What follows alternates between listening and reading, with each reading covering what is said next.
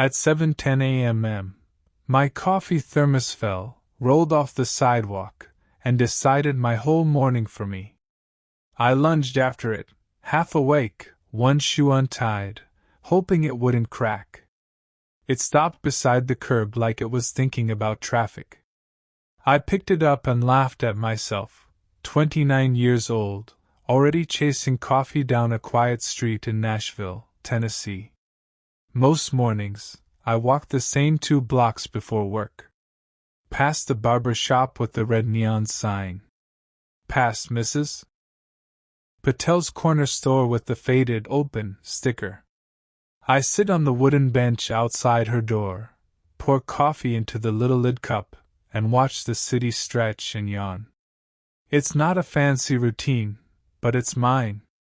Drop something, Sam? Mrs. Patel asked through the open door. Just my dignity, I said, and she laughed. She's small, fast, and always seems to be moving 3 directions at once. Her radio plays old country songs. She knows everybody's name. If you're new, she learns it by Wednesday. I tightened my shoe and sat. The benchwood was warm already. A school bus sighed at the light. A kid with a blue backpack waved at nobody in particular. I waved back. He looked surprised, then grinned like we were old friends. When I first started sitting here, I didn't plan anything. I just needed a place to slow down. My job, spreadsheets, email threads, tiny boxes of data, can make everything feel flat. The bench is my reminder that mornings have a shape, footsteps, voices, air that tastes like toast from the diner across the street. That day, I noticed a flyer taped to the store window. Neighborhood cleanup, Saturday 8 a.m. There was a small map, a list of streets, and a promise of donuts. I took a picture. Donuts have a way of making me say yes. Good morning, someone said. A tall guy in a postal uniform set his bag down near my feet. Mind if I sit? Sure, I said, moving over. I'm Hank, he said, offering a hand. I walk this route. New bench guy? Kind of, I said. I'm Sam. I've been coming for a few weeks. Hank pulled out a banana, peeled it in one smooth move, and took a thoughtful bite. Good bench, he said. Decent shade. You see everybody from right here. We sat like that for a while, saying almost nothing. People passed. A dog with a red bandana leaned against my knee and sighed. A woman with headphones did a little dance step at the corner while she waited for the light. Hey, said a voice behind us. A young guy, maybe 19, maybe 20, held my thermos lid. You dropped this earlier. It rolled under the newspaper rack. Thanks, I said, surprised. You saved my second cup. He smiled. I'm Luis. I open at the gym down the block. He raised the lid like a tiny trophy. You two look official. Official what? I asked. He shrugged. I dunno. Morning people. He headed out. Hank shook his head. Morning people, he said, smiling. That's generous. I poured coffee into the lid and felt a new idea slide into my brain. It wasn't big. Just a soft thought that said, next time, bring extra cups. The next day I did. Paper cups from my pantry. I set them beside me like a small stand without a sign. Hank arrived at 7:18, right on routine. I offered a cup. He took it carefully, like we were doing something delicate. Well now, he said, this is service. A woman with a beagle asked if the coffee was for sale. No, I said. Just extra. She took a small sip and closed her eyes. "Bless you," she said, and handed me $1 anyway. I tried to give it back. She refused. "For the bean fund," she said. By Thursday, I had a tiny jar. I put a ripped piece of tape on it and wrote, "Coffee Kitty," with a blue pen. People smiled when they saw it. Mostly they ignored it. That felt right. I wasn't trying to sell anything. I just liked the way a cup in a stranger's hand could soften a morning. On Friday, a guy with a guitar case sat down and rested his elbows on the bench. "Name's Tom," he said. "Night gigs. Early practice. My brain is oatmeal right now." "Coffee helps oatmeal," I said, and he laughed. He didn't open the case. He didn't play. He just ran his fingers along the handle like he was reminding himself it existed. After a while he said, "You ever think about how a bench is like a low-speed living room? People come and go. No one asks for the Wi-Fi." I nodded. "Feels like an open door." Tom pointed at the flyer on the window. "You going Saturday?" "I think so," I said. "Donuts. Donuts," he repeated like a promise. I set my alarm early the next morning. The sky was clean and pale. At the clean-up, I met the headphone dancer. Her name was Jess. She walks 3 dogs before breakfast. I met a retired teacher who carried a grabber like a sword. I met a woman who brought a thermos of lemon water and insisted I try it because you have a coffee face. We filled bags, laughed at the weird things we found: 1 baby shoe, 3 mismatched mittens, a perfectly good hat, and ended with powdered sugar smiles. I walked home slow, tired in the pleasant way you feel after making something a little better. On Monday, the bench felt different. Not colder. Not warmer. Just charged with a small light, like we'd plugged it in. Hank told us his daughter had an interview at the community college. Jess shared that one of the dogs she walks had learned to sit at crosswalks without being told. Tom said he might try busking one afternoon, and I wanted to clap just for the idea. It didn't feel like a club. Clubs have rules and membership cards and sometimes jackets. This was softer than that. It was an agreement we never said out loud: "We'll be here, if you are." I brought a second thermos the next day. It felt funny at first, like I was growing a tiny business without paperwork. But mostly it felt good. I liked the clink of paper cups. I liked the little pause when a stranger decided to trust me with their morning. And I liked how, for an hour before spreadsheets, I could hold something warm and uncomplicated and say, "Good morning," and mean it. One afternoon after work, Luis caught me on the sidewalk. "Hey, bench guy," he said, out of breath. "Do you know anything about resumes?" "Some," I said. "Why?" He shifted his backpack. "I want to apply for a better job at the gym. I don't know how to write it without sounding dumb." "Come by tomorrow," I said, surprising myself. "Bring what you have. We'll look at it." He grinned like the kid at the bus stop. "Thanks, man." That night I bought more cups. I stood in the kitchen and wondered what I was doing. I was not a club. I was not a cafe. I was just a guy with 2 thermoses, a bench, and a feeling that maybe, if you pour hot coffee into cool air, a neighborhood can wake up a little kinder.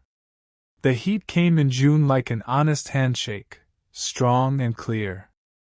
Even early, the sky had a brightness that said, "Drink water." I packed ice around the thermoses and tucked a dish towel under them so they wouldn't sweat on my shorts. I added a little sign on a thick index card: Coffee's free. Kindness, too. Hank whistled when he saw it. Who made your sign? I did, I said. Then you're officially the sign department, he said, as if we had departments. Jess tied 3 leashes around the bench leg and handed me a blueberry muffin in a napkin. A client bakes, she said. I can't eat them all. Tom opened his guitar case for the first time. The guitar was scuffed and beautiful. He tuned it while we talked about nothing. A few soft chords drifted across the sidewalk. A woman slowed down, smiled, and kept walking. He stopped playing and looked surprised, like the notes had escaped on their own. Sounded good, I said. Tom shrugged. I forget people can hear me when I'm outside. Around 7:45, Luis arrived with a folder. He looked nervous. We moved to the far end of the bench. I read his resume. It was fine. He had real experience, but his sentences were shy. We changed. Helped people at the front desk. 2. Welcomed members, answered questions, and solved small problems quickly. He sat up straighter when he read that. We added a line about how he trained new hires, because he had. He just thought you weren't supposed to write that unless you had a title. We printed it at the store's dusty copy machine. The page came out warm. He held it like it might fly away. Thanks, he said. I owe you a coffee. You already paid with the lid, I said. He laughed. Fair. That week I added a plain glass jar with a different label. One good thing. It wasn't for money. It was for scraps of paper. I put a few blank pieces and a pen inside. Write something small that went right, I told whoever was near. We'll read a few on Fridays. The first Friday, there were 4 notes. My grandma's roses bloomed. I called my doctor. No more cast. A stranger held the door. It made my whole day easier. I didn't hit snooze. Miracle. We read them like tiny weather reports. The street felt 1 degree lighter. By late June, we had regulars. A nurse who worked nights and needed to talk about anything that wasn't the hospital. A construction supervisor who shared a different dad joke every Tuesday.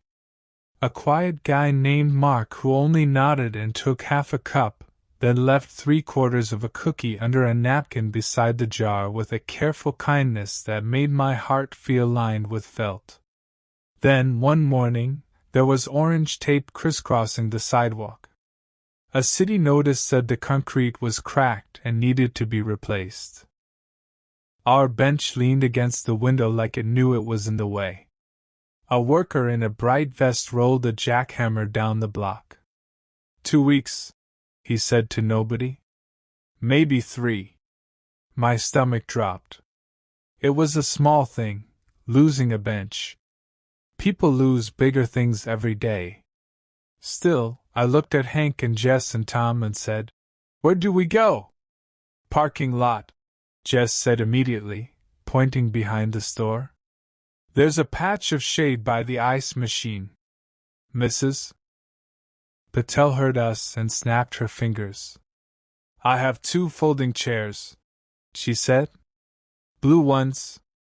I'll bring a milk crate too. Tall people can sit on the crate. Great, Hank said, clapping his hands once like a coach. Bench goes portable. We dragged the chairs out back. It was not scenic. There was a dented dumpster nearby, but it was clean enough, and the morning light hit the brick wall in a friendly way. I set the thermoses on the crate. Tom leaned his guitar against a stack of soda boxes.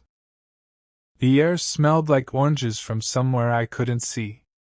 People found us. Not everybody. Some morning strangers aren't meant to be found twice. but enough. Louise came by with a grin and said the manager loved his resume. Jess's beagle tried to nap on my shoe. Hank checked his watch and said, 2 weeks will pass.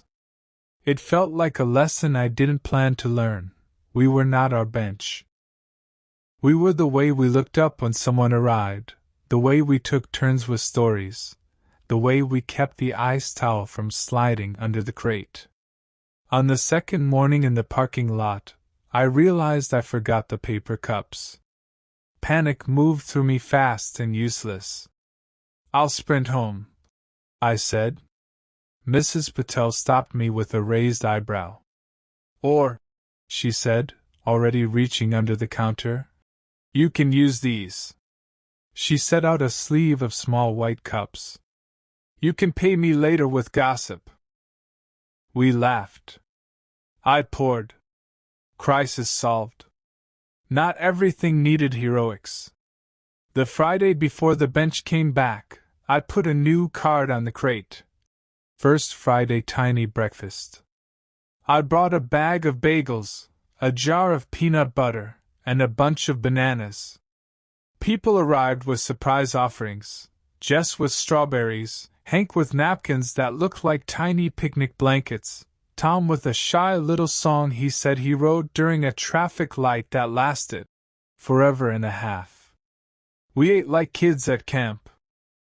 Tom sang a song about a street that learns our names. It wasn't complicated. It didn't pretend to be. He finished, and we sat in that soft quiet where applause would be too big. Then we clapped anyway. I looked around the brick corner and saw the bench, sanded and sealed, back in place. The concrete around it was pale and new. The orange tape lay in a tired heap. The worker in the vest gave me a thumbs up like a dad in a school play. I wanted to carry the crate out like a hero returning the crown to the rightful queen. Instead, I just picked it up and walked.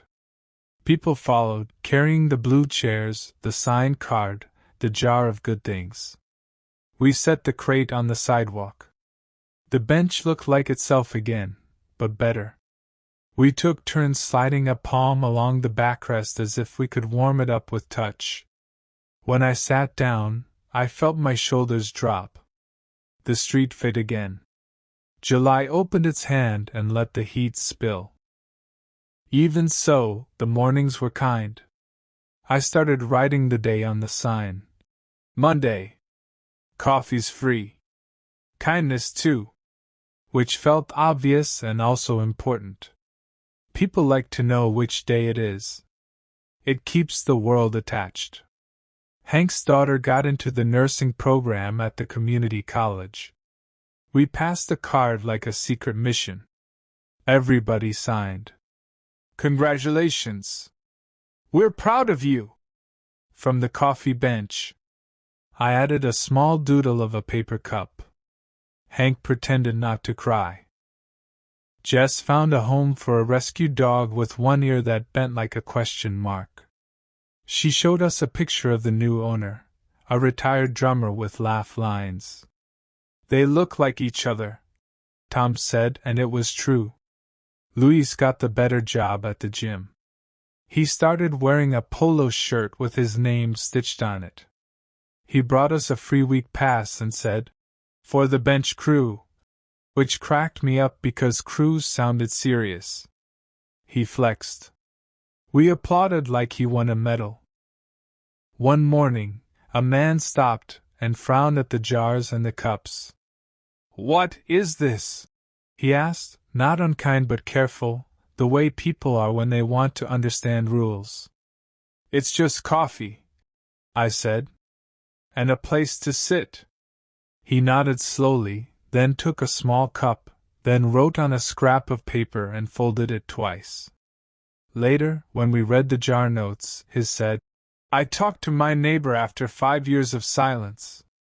We are okay now."